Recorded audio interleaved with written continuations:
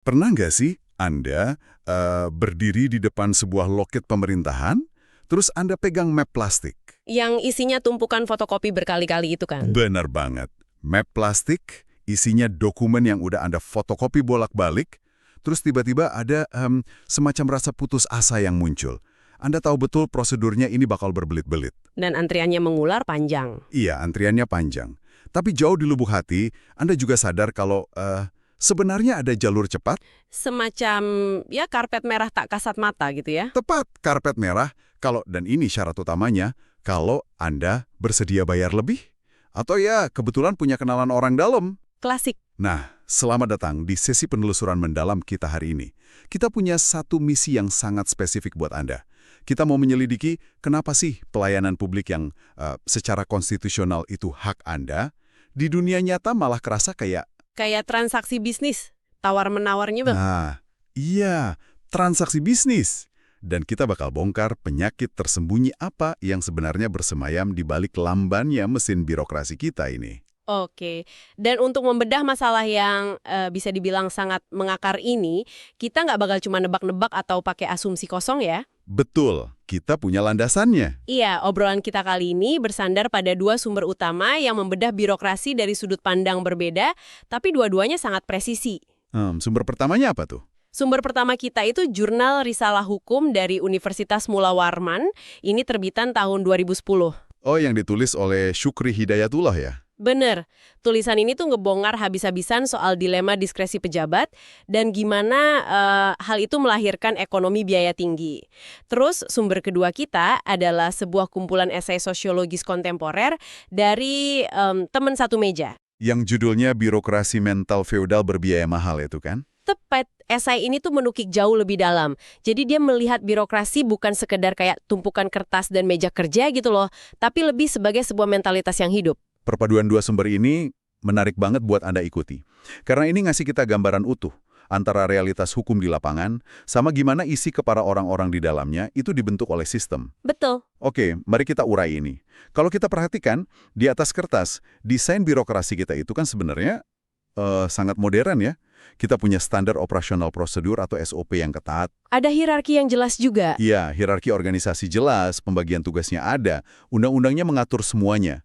Tapi pas dipraktikan, pertanyaannya, kenapa rasanya sistem ini tuh kaku banget, lamban, dan kayak ditarik mundur ke beberapa abad yang lalu? Nah, untuk jawab itu kita harus lihat konsep dasarnya dulu.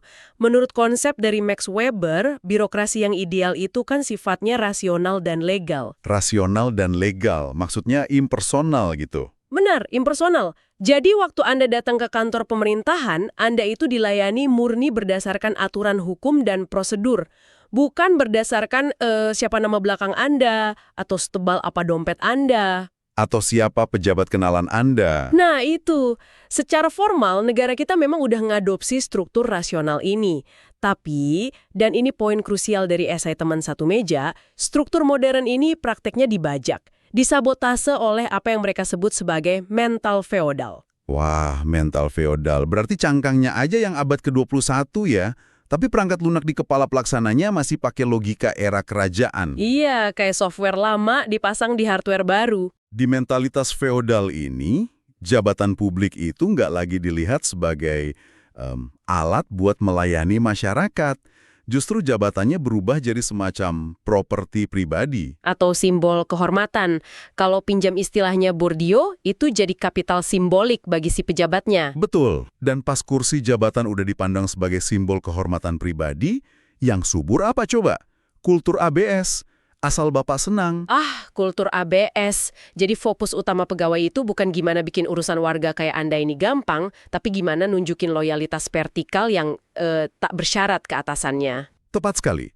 Dalam ekosistem kayak gini, semua bentuk kritik rasional dari bawah itu langsung dianggap pembangkangan pribadi. Atasan nggak boleh salah, dan bawahan nggak boleh kelihatan lebih pintar dari atasan. Ini pasti familiar banget buat Anda yang dengerin ini. Bayangkan momen Anda masuk ke gedung pemerintahan daerah. Dari luar, gedungnya megah banget, arsitekturnya minimalis modern. Lobinya dingin pakai AC, ada layar digital interaktifnya. Iya, layar sentuh di mana-mana. Tapi begitu Anda mulai interaksi, mau ngurus surat, atmosfernya langsung beda drastis. Tiba-tiba Anda diposisikan sebagai subordinat. Merasa kayak warga kelas 2 ya? Benar. Kayak lagi memohon kemurahan hati dari raja. Jadi kemegahan arsitektur, mobil dinas mengkilap di parkiran VIP, protokol keamanan berlapis, itu semua kayak sengaja dipertahankan sebagai investasi simbolik buat jaga jarak psikologis antara penguasa dan Anda sebagai rakyat. Dan yang menarik di sini adalah, justru di dalam celah jarak psikologis itulah muncul ruang gelap. Ruang di mana hak dasar Anda yang harusnya gratis malah diubah jadi sesuatu yang harus dibeli. Kalau udah ngomongin membeli hak, kita masuk ke sisi ekonominya nih. Pertanyaan mendasarnya, kenapa warga negara yang padahal udah bayar pajak buat gaji pegawai dan operasional gedung masih harus keluar uang pelicin cuma buat KTP atau izin usaha?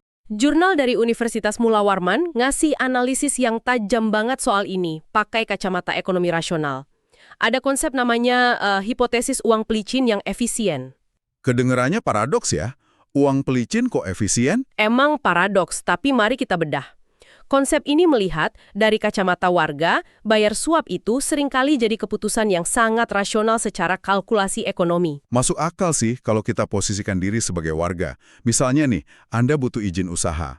Anda tahu kalau ngikutin prosedur lurus, map Anda bakal numpuk di meju berbulan-bulan. Belum lagi Anda harus bolak-balik kantornya. Iya, ambil cuti kerja, hilang pendapatan harian, ketemu petugas yang mungkin jutek, dan ujung-ujungnya berkas ditolak gara-gara kurang satu stempel yang nggak pernah dikasih tahu di awal. Nah, kalau dihitung-hitung, kerugian waktu dan energi Anda itu nominalnya jauh lebih gede dari uang pelicinnya kan? Betul.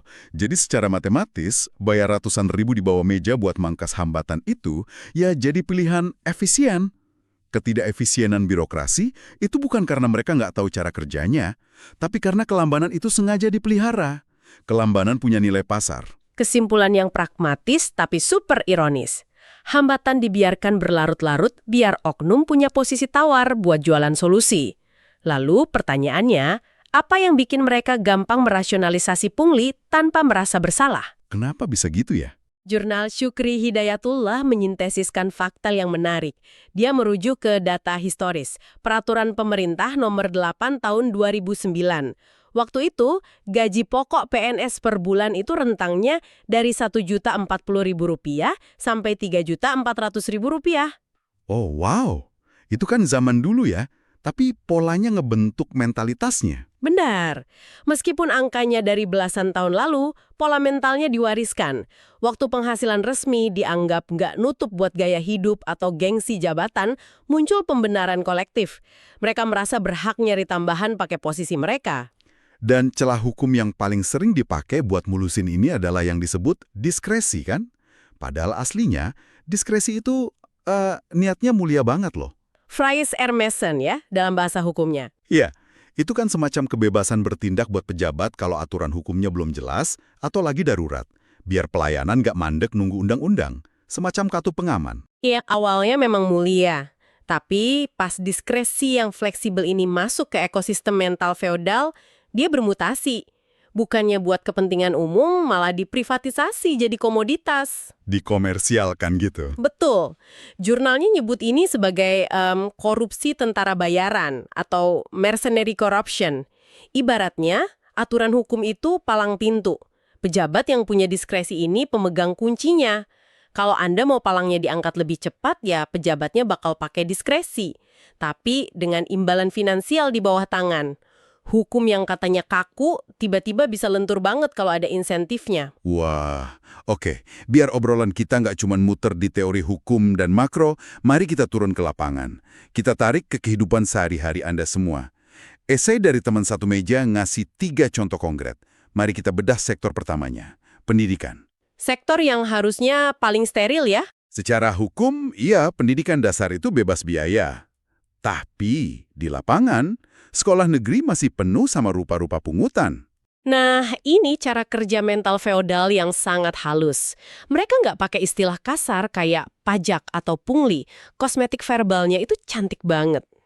Uang sumbangan sukarela ya. Iya, atau dana partisipasi, uang komite.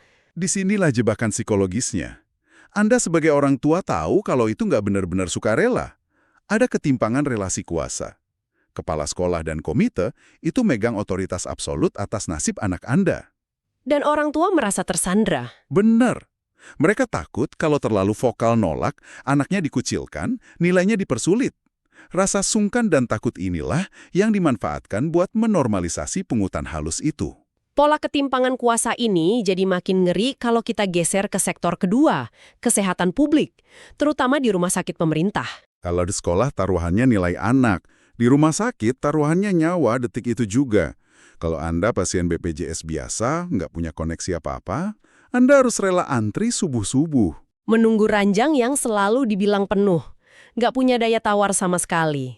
Tapi ceritanya beda kan kalau punya relasi. Berbalik 180 derajat. Tiba-tiba muncul kultur nanti kami bantu. Diskresi medis yang harusnya murni berdasar kondisi gawat darurat pasien berubah jadi komoditas eksklusif. Satu telepon dari orang dalam, pasien bisa lompat antrian, dapat kamar yang tadinya penuh. Gila ya, mental feodal di sektor kesehatan ini memperlebar ketimpangan sosial justru di titik di mana warga lagi rentan-rentahnya. Betul sekali. Nah, itu cara birokrasi melayani masyarakat. Bagaimana cara birokrasi melayani dirinya sendiri? Sektor ketiga yang dibahas esai itu adalah administrasi dan proyek. Pengelolaan anggaran pemerintah gitu ya. Kalau kita lihat laporan keuangan kan selalu kelihatan sempurna tuh. Wajar tanpa pengecualian. Disinilah ada konsep sosiologis namanya dualisme sistem atau decoupling. Esai itu menjelasin kalau di dalam birokrasi ada dua entitas yang jalan berbarengan. Pertama, negara formal. Wajah yang ada di atas kertas ya. SOP-nya lengkap, laporannya rapi biar lolos audit. Tepat, tapi di balik itu beroperasi sistem informal. Semacam negara bayangan, tempat di mana distribusi uang dan negosiasi yang asli itu terjadi. Contoh praktisnya gampang banget dibayangin. Pernah nggak Anda lihat instansi pemerintah bikin rapat koordinasi 3 hari 2 malam di Hotel Bintang 5? Padahal bahasan rapatnya, cuma bisa diselesain lewat email atau Zoom 2 jam. Sering banget kan? Secara legalistik sah, daftar hadir ditandatangani, foto dicetak. Tapi secara fungsi itu nihil. Acara seremonial, perjalanan dinas fiktif, honor panitia berlapis, itu semua cuma mekanisme yang dilegalkan buat mendistribusikan uang negara ke bawahan yang loyal atau jaringan patronase etasan. Pungli yang dilembagakan. Nah, menyambung soal itu, banyak orang bilang solusinya ya digitalisasi, e-government. Disinilah ini menjadi sangat menarik. Bukannya pemerintah sekarang rajin banget luncurin aplikasi pelayanan? Banget. Buka aja smartphone Anda sekarang. Ada ribuan aplikasi. Tiap kota balapan deklarasi jadi smart city. Punya dashboard digital, grafik real time. Logikanya kan kalau interaksi manusia diganti mesin, punglinya mati dong. Mesin kan nggak bisa disuap. Logikanya begitu. Tapi esainya ngebongkar ilusi ini dengan apik. Pakai konsep simulakra dari Baudrillard, dijelaskan kalau aplikasi megah dan dashboard itu seringnya cuma kosmetik. Kosmetik doang. Dia cuma memindahkan feodalisme ke layar gadget Anda. Jadi prosedur tetap panjang. Cuma pindah medium. Dulu Anda numpuk map fisik di meja nunggu bosnya pulang dari luar kota. Sekarang Anda upload PDF pakai aplikasi dalam hitungan detik. Tapi dokumennya mandek kan? Iya, statusnya di aplikasi terus-terusan menunggu persetujuan. Kenapa? Karena atasannya belum berkenan buka sistem. Dan stafnya nggak berani ngingetin bosnya buat klik tombol approve. Teknologi super canggih akhirnya tunduk sama rasa sungkan yang kuno. Tepat. Dan buat paham kenapa kultur ini kebal banget sama teknologi, kita harus pakai teori sosiologinya Giddens. Kita harus lihat dari analisis mikro setiap hari. Feodalisme ini dipertahankan lewat tindakan harian yang dianggap normal. Contoh tindakan mikronya kayak gimana tuh? Cara bawahan menundukkan badan pas papasan sama kepala dinas. Aturan tak tertulis siapa yang boleh duduk di kursi empuk pas rapat. Atau staf yang ketakutan kasih masukan karena takut beda opini sama atasan. Oh, itu menciptakan apa yang psikologi sebut learned helplessness ya. Ketidakberdayaan yang dipelajari. Birokrat paling pinter pun akhirnya belajar kalau inovasi itu percuma, cuma ngundang masalah. Cari aman aja, patuh. Dan ini yang memicu benturan generasi yang tragis banget. Pikirin soal generasi Z. Gen Z kan lahir di era internet. Strukturnya horizontal, transparan, cepat. Gimana pas mereka masuk ke birokrasi? Wah, tabrakan keras itu. Gen Z yang idealis, masuk bawa ide efisiensi digital, langsung nabrak tembok senioritas absolut. Mereka ketemu semacam glass ceiling, langit-langit kaca. Sebagus apapun idenya, bakal dipotong pakai kalimat sakti, kamu anak baru, tahu apa? Di sini mau udah begini dari dulu. Gila ya. Jadi negara kehilangan talenta terbaiknya. Gen Z ini akhirnya cuma punya dua pilihan. Resign pindah ke swasta yang lebih menghargai meritokrasi, atau terpaksa bertahan tapi idealismenya mati dan berasimilasi jadi feodal regenerasi baru. Jika kita hubungkan ini dengan gambaran yang lebih besar, ada fenomena yang disebut neo-feodalisme administratif. Ini pertemuan aneh antara neoliberalisme sama feodalisme. Neoliberalisme itu maksudnya yang jargon efisiensi, KPI, lelang gitu-gitu ya. Kan mereka niru gaya perusahaan swasta. Bukannya itu bagus? Di atas kertas bagus, tapi pas jargon korporat dipaksakan masuk ke struktur feodal, jadinya malah meritokrasi semu. Contoh, lelang proyek negara. Di dokumen spesifikasinya tebal, objektif. Tapi di balik layar, pemenangnya udah disepakati lewat jaringan patronase elit. Jadi jargon efisiensi itu justru dibajak buat memperkuat elit ya. Ngisi form KPI akhir bulan tuh cuma ritual aja, biar instansi kelihatan layak dapat tunjangan kinerja. Padahal esensinya tetap feudal. Betul sekali. Jadi, apa arti dari semua ini? Biaya mahal birokrasi, pungli, lambannya KTP Anda, itu semua bukan sekedar masalah teknis atau literasi digital yang rendah, apalagi sekedar kebocoran anggaran. Itu semua adalah manifestasi murni dari relasi kuasa. Ya, itu cara sistem mempertahankan jarak, memastikan publik, ya Anda semua ini tahu persis posisi Anda di mana, dan penguasanya duduk di mana. Solusinya jelas nggak cukup cuma potong pita resmikan gedung pelayanan satu pintu yang baru, butuh perombakan kesadaran moral kolektif. Ini memunculkan pertanyaan penting. Berapa harga sesungguhnya yang dibayar bangsa ini? Biaya termahal dari birokrasi mental feodal ini bukan triliunan rupiah yang nguap, tapi hancurnya kapital sosial terbesar kita, kepercayaan publik. Benar, eksklusi sosial dan sinisme masyarakat. Ketika warga ngerasa negara hadir bukan buat melayani tapi buat meras tenaga mereka, legitimasi negara itu runtuh dari dalam. Negara harus milih, mau jadi pelayan publik atau jadi tuan tanah yang nuntut upeti loyalitas. Pilihan institusional yang tentu harus dijawab sistem. Tapi, dan ini pemikiran penutup buat Anda semua hari ini, sepanjang sesi ini kita kan banyak nunjuk oknum birokrat dan sistem negara ya. Terus, Kita udah bahas kalau feodalisme ini dihidupkan dari kebiasaan kecil tiap hari. Kayak rasa sungkan berlebihan sama atasan, pantang mengeritik senior. Nah, mari kita balik cermin raksaksanya ke diri kita sendiri. Seberapa sering sih Anda, tanpa sadar, mempraktekkan mental feodal ini di kehidupan privat? contohnya? Di meja makan rumah tangga. Pas anak muda kasih argumen rasional tapi dibungkam pakai dalih sopan santun. Atau di organisasi kampus yang masih nerapin hierarki angkatan. Atau bahkan di kantor perusahaan swasta tempat Anda kerja. Mengiyakan ide atasan yang salah cuma demi bonus tahunan, padahal tahu idenya cacat ya. Tepat. Jangan-jangan birokrasi pemerintah yang kaku ini tuh cuma cermin raksasa dari budaya sehari-hari yang kita biarkan tumbuh di akar rumput. Jangan-jangan untuk meruntuhkan feodalisme di gedung kementerian, kita harus meruntuhkannya dulu dari ruang tamu dan meja kerja kita sendiri. Sebuah perenungan yang sangat pas buat ditutup. Sebuah pemikiran yang layak Anda renungkan sambil lanjutin aktivitas hari ini. Terima kasih Anda sudah menemani penelusuran mendalam kita, membedah birokrasi dari akar mentalitasnya. Sampai jumpa di obrolan kita berikutnya.